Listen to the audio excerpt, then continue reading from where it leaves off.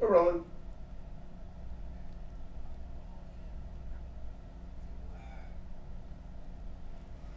ما مبين شيء.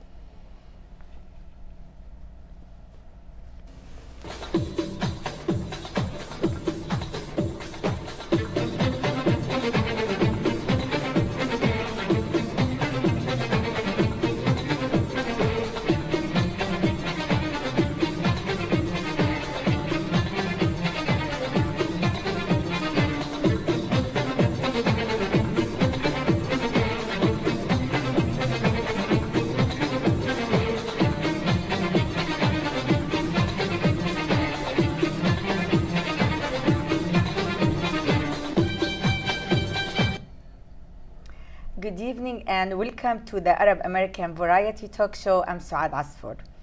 Graduation is a special time of the year because I get to attend many graduations. It's time to share the excitement. Usually we can't wait for our children to be born and then boom, they are growing up so fast. I like to mention a few names for a few people that I know who has been graduating last week, and I want to tell them congratulations and best wishes to your futures. I like to congratulate graduate Victoria Ziad Asfour, Asad Khader Asfour, Brianna Bassem Asfour, and Lina Ghamrawi, Ramzi Ghamrawi, Halim Bello, Angel Haddad, Isa Hanania, and Tia Zomot, and Noor Husari from Jordan, Jasmine, Samantha, and Joseph Dorman from Bakersfield. And now let me introduce to you my co-host also, Salwa. Salwa, hi, how are you tonight? Hi, Suad, how are you? Good, fine, thank you. I want to myself congratulate all the graduates, including my kids, Lina and Ramzi. I was so happy that they are graduated, and I've been waiting for this moment for many, many years, but finally it paid off. Congratulations. Thank you. I want to congratulate all the students who've been working so hard all these years just to hit this moment. Now we're done with the graduations. Great. Wishes. Let's get back to our guest. Sure, it's time to introduce to you our guest for this evening. We have with us Rola Osseiran. Osseiran. Rola, her career spans in for private entity. She has been living in Sonoma for 1 year.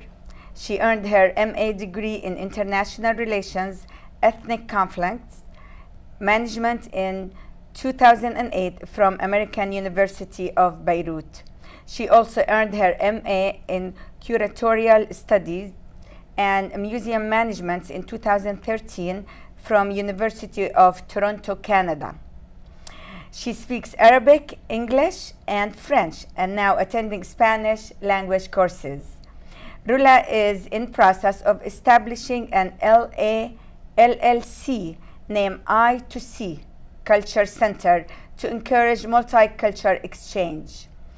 Today she is with us to talk more about I2C and if time permits, she will tell us how we can effectively cope with change, adapt to new life experience, and how to handle uncertainty. Welcome to the show, Rola, and thank you so much for coming. Thank you for having me and thinking of me. Really, this is an amazing opportunity. It's nice to have you with us. What do you think? Thank you. Welcome, Rola. Thank you. First, I want to thank you for being here, and everybody needs to know that you came from long way. You drove more than 2 hours. More than 2 hours, yeah. 3 we hours. were stuck in a traffic jam for a while. Yeah, from Sonoma, beside the constructions here and everything. So and to find our way. It was so hard to arrive here. But it's worth it. It's worth it. We're starting on time at least, right? Finally, you're here, and we're so happy and honored to have you. Thank you. First, we need to know who is Rola. Can you tell us a little bit about your childhood in Lebanon? Actually, my childhood wasn't in Lebanon. I was brought up in Kuwait. Ah, that's and I lived half of my life in Kuwait. I was educated there, and because my dad was working in Kuwait. Oh, okay. So Kuwait for me has a special place in my heart. And this gave me, actually, I wasn't aware of that. This experience in Kuwait as an expat, this is what really pushed me to be interested in intercultural relations and the importance of multiculturalism. And my experience in Canada actually polished this perspective of the importance of being always exposed to the other and with empathy, understanding and working on that, not just compromising or just accepting them. No, making an effort. And the more you're exposed, the richer you become. It's true. So actually, this is what brought me here as a start with a friend of mine, who happens to be also my cousin, and we thought of creating a center that will work on that, but in a way that we call it edutainment, not just making like meetings and telling people about other cultures. No, it's educational as well as entertainment. Wow, that's so interesting. That's the at the same time. Yeah, and that's hard to find. Interest, yeah. You seem to be a very interesting person. Thank you. You seem to be like, the more you know, the more you want to know. So what is your passionate in life? My passion actually has been always art. But art, but actually my career was completely not related to art. I was more into management, into fundraising, into administration, and I was working for the last 10 years. I was a consultant for NGOs. Okay. For grants, I write. You write grants too, proposals. well. Yeah. So you keep yourself busy somehow. Yeah, but the artistic part, I was able really to work on it when I was in Toronto. So I did my second master in curatorial studies and museum management. That's interesting. Great. Right. Rola, you are multi-talented woman. And really, from the beginning, since you were born in Kuwait and you've been exposed to many countries, but just, I wanna know, like, which type of work is more rewarding to you, the non-profit or the profit ones? I mean, it's two kind of different type of work. I have to admit something. I was never aware of the thing called not-for-profit, because in Kuwait, it's there wasn't a need for something not-for-profit. It's a Gulf state. They have oil. They are very well off. I was working in a bank. I was in management. I was in communication, until things turned around, and we left Kuwait, and then I was in Beirut, and I was offered a job as a fundraising manager for the Children Cancer Center, which is St. Jude, which is the same St. Jude. They have like a franchise. Their branch in Lebanon. Yeah. This was a turning point in my life, to be exposed to something called you work without, you don't need to be rewarded financially. Okay, I was paid. I was on the payroll, but I went way, way, way beyond what any job would call for, and not only me. And then I was managing volunteers as well. That was a lesson and it taught me something, that there are always lessons to be learned. So it was like eye-opening to you, to the non-profit organizations. Non-profit sector. It's a new world. And ever since then, I decided that I want to only work with NGOs, with the not-for-profit. It is more, it's more challenging because there is more work and less financial reward. But and actually then your situation is becoming better. You have less responsibilities. Your satisfaction is way beyond any money, any pain. Yeah. So until eventually I made it. I reached a stage where I completely worked without pay. When I created an organization in Lebanon, when I returned for like 1 year. because I was living in the South and I noticed there's no art whatsoever. So I created like an organization, because I have to work under an umbrella of an organization, which is also like an NGO, and it's called Fluka Art. So I started to curate exhibition, taking the artists from Beirut to the South where there is no art whatsoever. So that I went out of my way, from my pocket, from my time, but believe me, I enjoyed it. It was worth it. It was worth it. Yeah. Okay, yeah, so yeah. we mentioned that you have in the opening. I mentioned that you have 2 degrees. One of them, the international relation, from the American University of Beirut, and the other one, the curatorial studies and so museum management. do you think these 2 mixes? I mean, you have variety of things. Do you think they are the reason for your success now? They both work for your benefit? Yeah, actually, probably they cater for 2 aspects in me. I think, I don't know success, if I'm successful or not. I'm just, I think success is if you're doing something with passion. Probably, I can say yes. I wish I did my first master's in art, but then I was into, the business I wanted something more managerial, more like on international level. But when I did my second master, it was a different personal, situation. I was able to really do what I want. But you didn't have to spread yourself thin because of all of this you're doing. No. Actually, it enriches me, and it helped me. If I find a job here or I can contribute there, it didn't. So that was working for your benefit.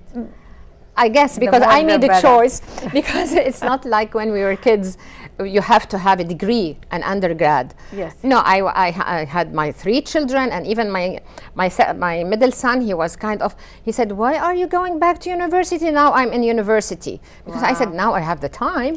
So I made a choice. You and your son, you were going to yeah. That's school wonderful. together, huh? My middle son At the yeah. same time. That's a nice feeling. But I'm doing he was doing his undergrad. It's a beautiful experience to be with your son at the same university. And But you didn't waste any time. You used your time in an effective way, in a very, very creative way. I think that's a good role model to hear that somebody, as we get older, we still need more education, and it's nothing wrong with it to go back to school or college or university and continue and achieve your dreams. Life is you learn every day. You keep learning to the last day of your life. Yeah, so definitely. It's ongoing experience, and it never ends. So, there will be some people out there that say, oh yeah, I'm not going to go to college right now or university after a certain age. Some people are different. You mentioned this, that you lived in different countries. You lived in Kuwait, Lebanon, Canada, Jordan, and USA. Finally, USA. You moved to some. Welcome. You landed here. USA. Welcome to USA. For almost a year now. 1 year. And I'm staying because I got married. That's it. Congratulations. You got married recently. Congratulations. Congratulations again. We're happy for you. Everybody needs another chance. And we wish you the happiness you deserve. I was saying that since you lived in different countries, and every country has its culture, its language, its whatever. Its challenges. It's challenges. So that means you are person. You are very, let's say, You adapt so fast, and you are very flexible. And these the tools for success and for creativity. Tell me how these living in these different countries or keep moving like a nomad affected you and your outlook for life. And became multi-talented. Yeah, actually, I have to admit that there were some times where really it was too much. The moving, like you were overwhelmed. To adapt, to make new friends, to reintroduce yourself to a new society. Yeah, the most challenging is to reintroduce yourself. Here I am, and then I say, how can you sit with people and tell them I'm so and so and so, until there should be experiences. But anyway, these challenges were surmounted.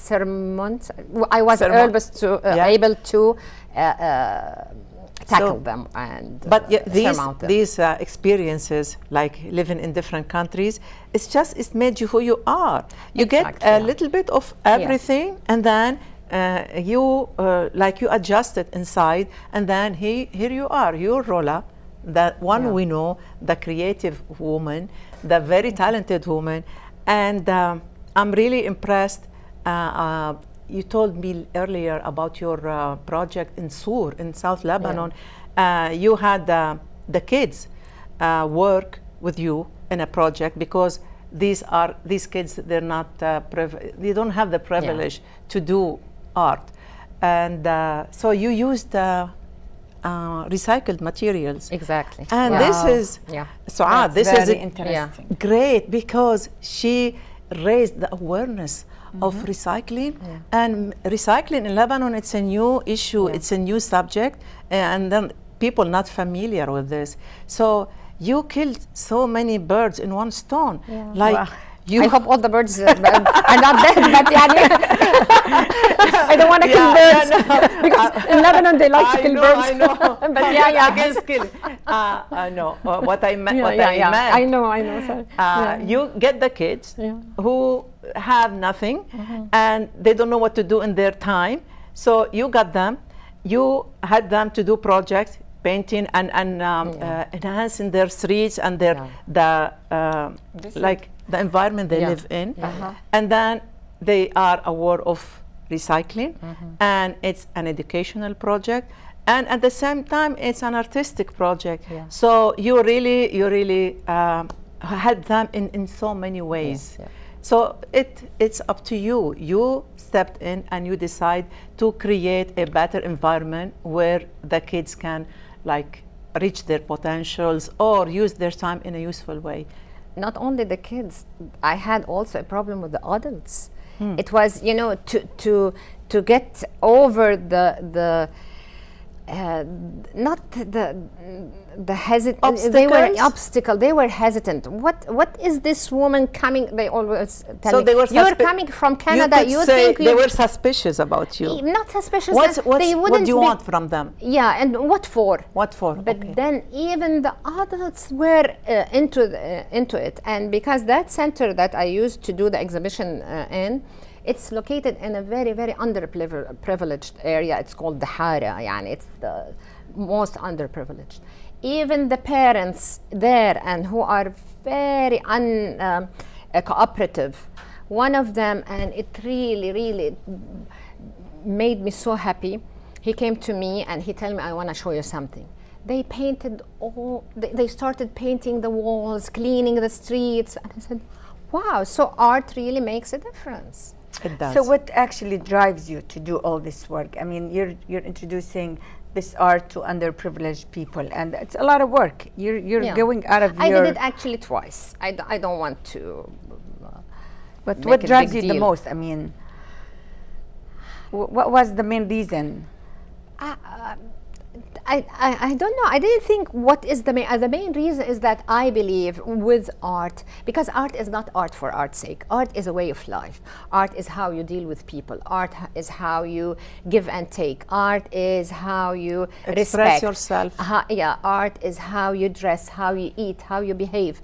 So for me, it was kind of an attempt just to help them to get over the roughness, coming out of war, coming out of the poverty, being deprived, and recover. And I didn't know what to expect. I have to admit, I was doing an effort, and I have no idea where it will take me.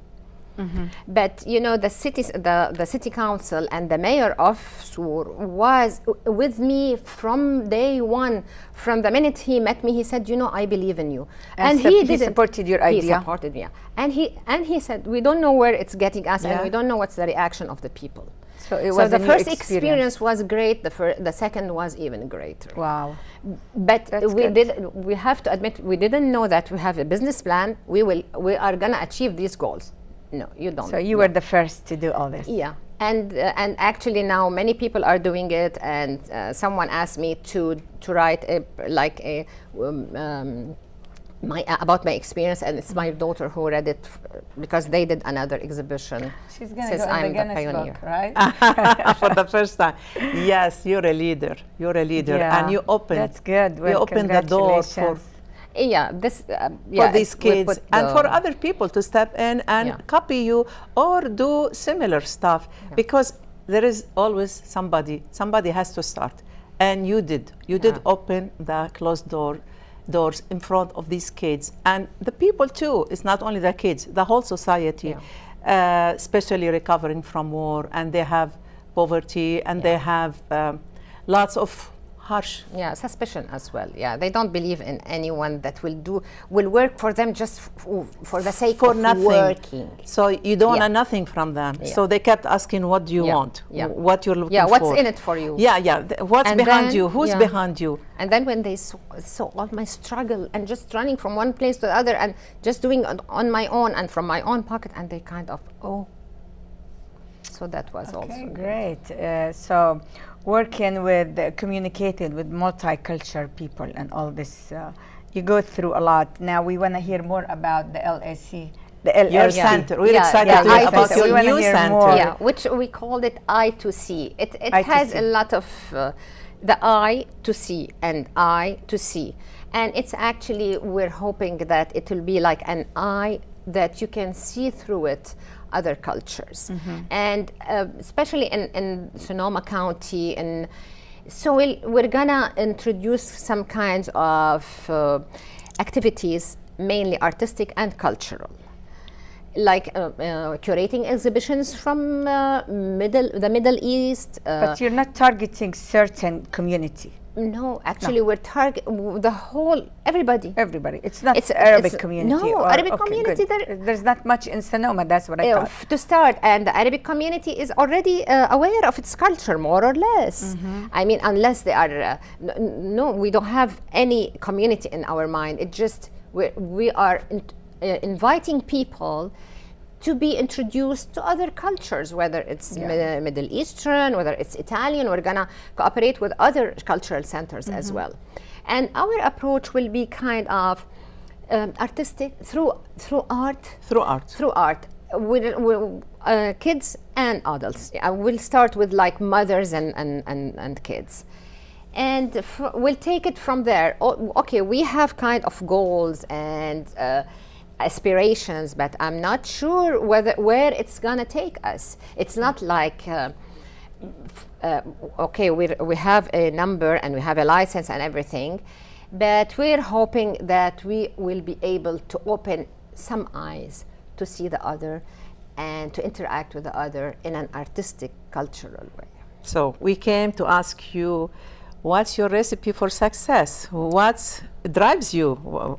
You've been driven to do a lot, but what's inside you? What keeps you going? Do you have any recipe for success or for keep going? Just, I think maybe my experiences. Maybe I was brought up. My dad Differently? is a musician. Okay. I was brought up with lots of love, with lots of respect, and I'm the type of person who, no matter how much life slaps me, Go at you. yeah, I just kind of I take it in. So I pick up myself. And you keep going. I understand from what you just said that you have a lot of faith in women to do some changes in this world. Of course. You're in the right group. Women and men. I believe in both. Because, you know, if we focus on, women are the most important as much as the men are most important. I believe in, we need to always communicate, the two genders, always communicating. And we need to be next to each other. Exactly. So all the women time, cannot all be the behind time. and cannot be No. in front. They need to be aside. Man and woman aside each other. Absolutely. Holding hands, supporting each other, helping each other, then we can reach a better society. Communicating. For me, communication. I believe in communication. Communicate, ask, listen. For me, the ears are so important, and the heart should Like be the open. eyes, exactly. Yeah, the ears and the eyes. So and all the your heart, senses, and the huh? heart. Your heart. Open it, accept. Don't take it personally. Just, learn. Even now, for the last year I'm here, I am writing a blog, and I'm focusing now on the contemporary art in San Francisco. And I'm learning. I'm in a new learning process, trying to figure out why the contemporary art is like this. Who's doing that? Who's the audience? All this. And I'm still a student. So no wasting any time. Now, you don't waste any minute. You keep learning. You're constantly learning. Because life is beautiful. Let's enjoy it. Of course, learn. it is beautiful. Take it all Being in as much as possible. Yeah, being so professional with your arts, what advice you give to bridge all these different communities together? Especially, you already done some traveling all over the world in different countries. So you must have some clear idea to advise people into how to communicate, because now you know what other people don't, and we have 1 minute for that. As I said, open your heart, open your eyes, and open your ears. Art is very important tool to communicate. For example, now we're sitting, and I said, wow, I like these colors. Then you will smile.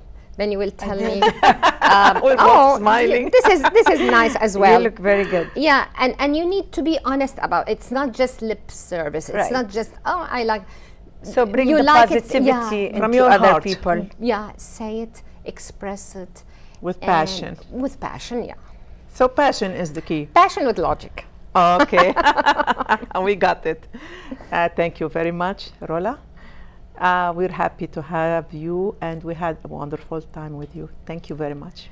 Thank you for having me, really. And you pampered me a lot, and lots of compliments. Thanks a lot. Rola, thank you so much for coming.